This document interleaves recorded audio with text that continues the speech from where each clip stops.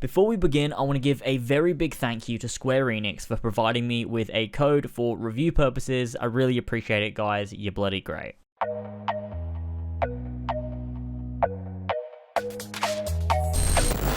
Tomb Raider is one of my favorite franchises. I've been playing them since before I can even remember. I 100% completed Tomb Raider Legend, and ever since, I've loved the franchise. When Tomb Raider launched in 2013, I was hyped as hell. A new take on Lara telling an origin story and showing how she became the Tomb Raider that I loved?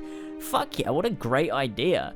Tomb Raider to me was a brilliant first entry in an origin story that establishes who Lara was, what her core traits are, and you can see that she'll be molded over time into the Lara that we know.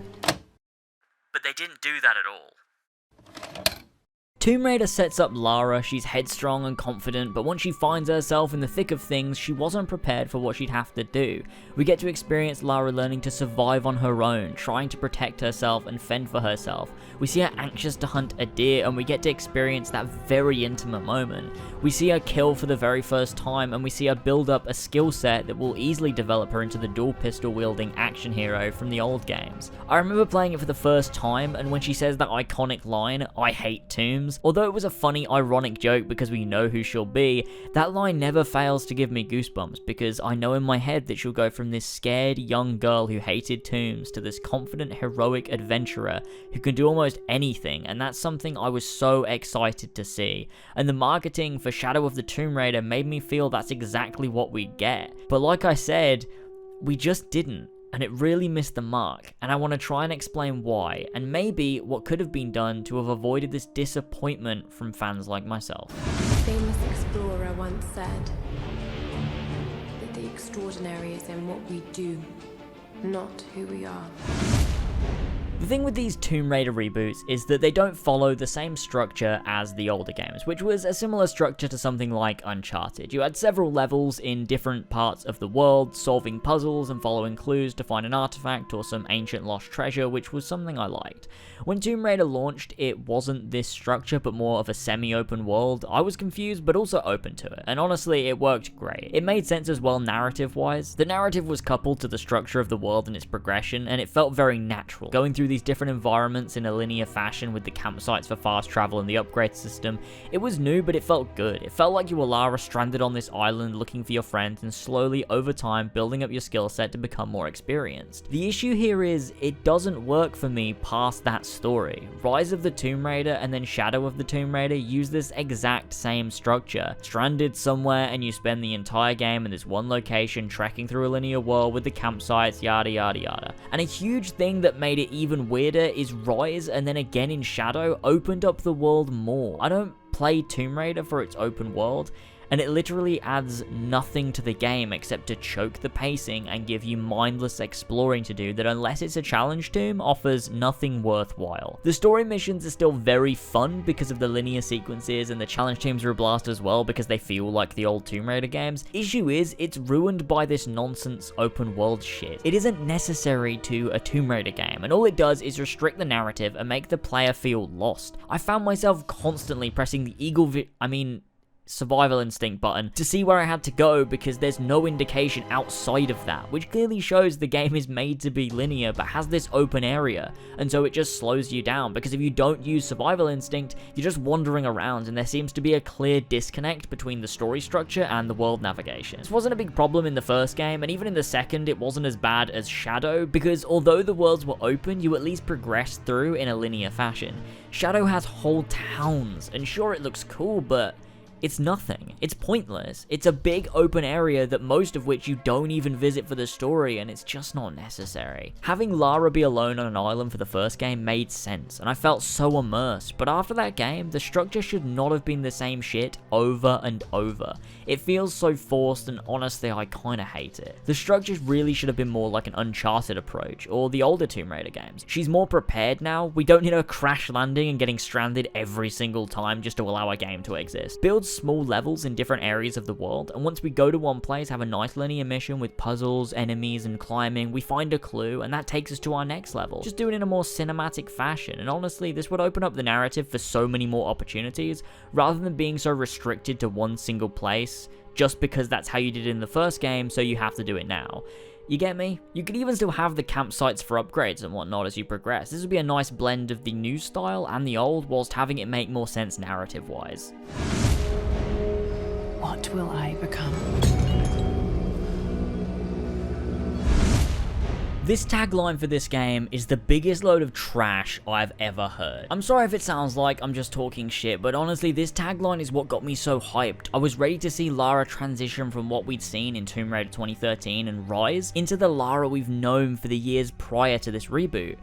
But it didn't happen. Oh, also, expect spoilers for the story in this section. I'll leave a timestamp in the description for when I'm done talking spoilers. I wouldn't worry anyways, it's not like the story is that interesting, but if you really don't want to know, then like I said, the timestamp is in the description. The game started off very strong, and I could see a clear arc, and I loved it. She starts off very arrogant, which makes sense. She's developed these skills, and there's a lot at stake with Trinity, and she's dedicated to stopping them. Because she's now got these skills and is experienced, she feels weak if anyone else has to help her, and so she doesn't let Jonah help her in any way, and instead gets mad because she thinks asking for help means she's weak. This was a great fucking arc. It sets the game in motion because they crash land, all thanks to Lara not listening to Jonah because she knows best. The reason why they even fly to that island in the first place is because Lara took a mystical dagger that sets the end of the world in motion, and it's her arrogance and overconfidence in herself that leads them time and time again into danger and nearly gets them killed. I was sure that her arc in this game would be to overcome that and realize that having help from friends and having a team doesn't make you weak, it just makes you stronger. And by the end of the game, we'd see Lara, who is incredibly capable, but also has a team which supports her in order to make her the best she possibly can be. But this arc was fucking dropped. Midway through the game, out of nowhere, there's no moment at all, she just suddenly starts letting people help her. There's never a conversation or a defining moment, she just goes back to being Lara from Rise of the Tomb Raider, and there's no arc at all. This could have been amazing, seeing her realize that her friends and the people around her are useful, and they can allow her to be even better if she listens to their advice, asks for a hand from time to time, but no, she just defaults in the middle back to how she was before this game even happened, and it's just so strange. It's not the only arc they drop either, oh no. Early on they give us a flashback to Lara as a kid, and you get to see what she was like and her ambitions, and honestly it's one of the best segments of the game. The best parts of this game are the linear personal story moments we get with Lara, but once this section is done, it's never brought up until the very end, where it turns out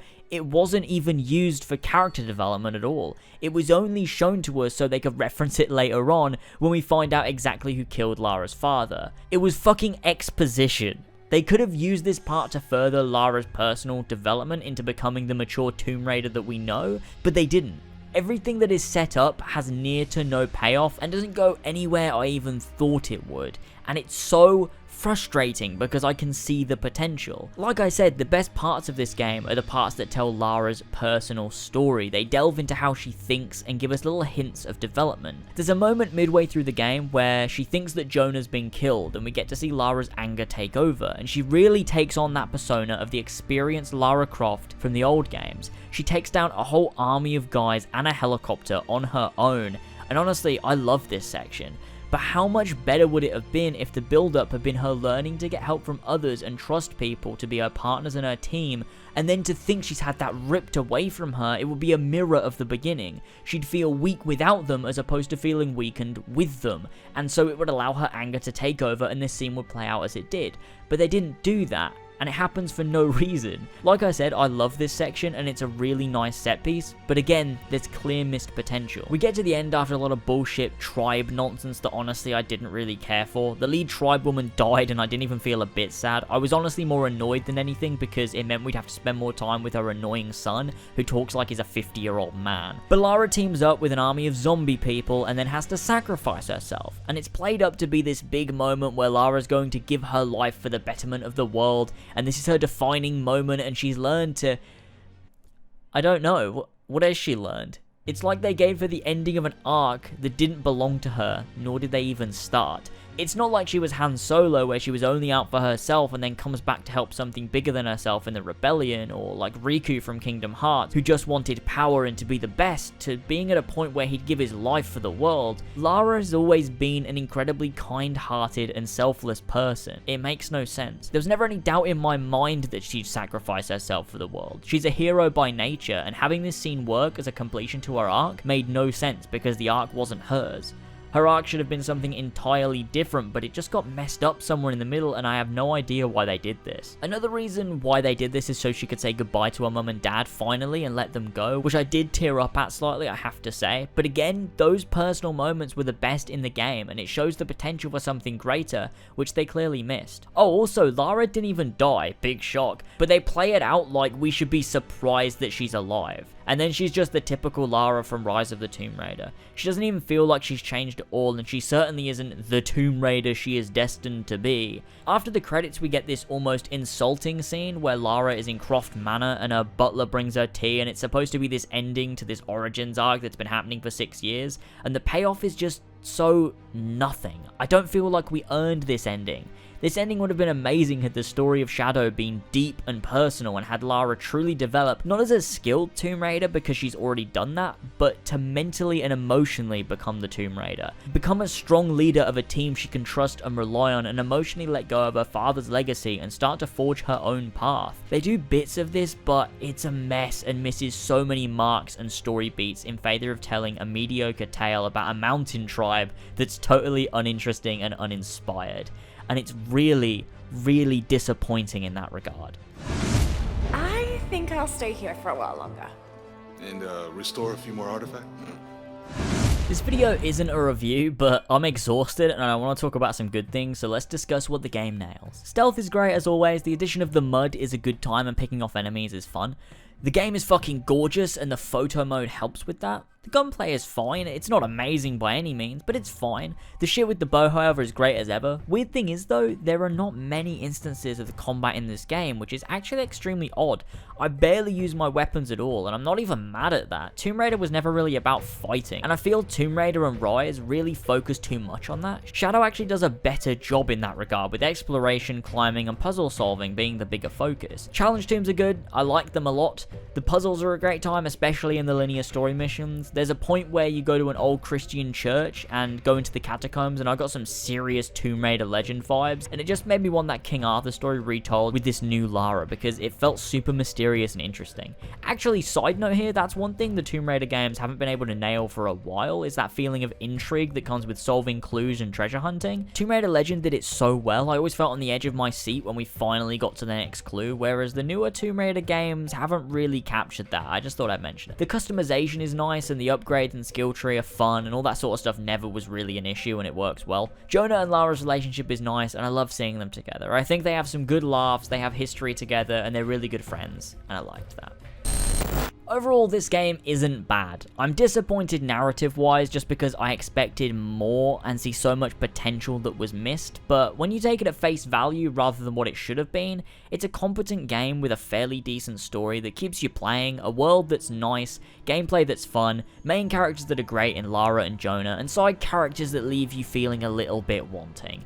I wouldn't say everyone should jump at the chance to play this game, but I would say if you ever need something to play and you think about playing Shadow of the Tomb Raider, I'd pick it up just for some fun. Don't expect an Uncharted experience or God of War, but you'll have a good time and you'll enjoy yourself. But at the end of the day, this video wasn't to talk about that. It was to discuss exactly what they missed in terms of the narrative, which disappointed me as a Tomb Raider fan. I still think, however, there are plenty of stories to tell and more they can do, so I'll be looking forward to more Tomb Raider games in the future because they're far from bad games. I just think they could do so much more.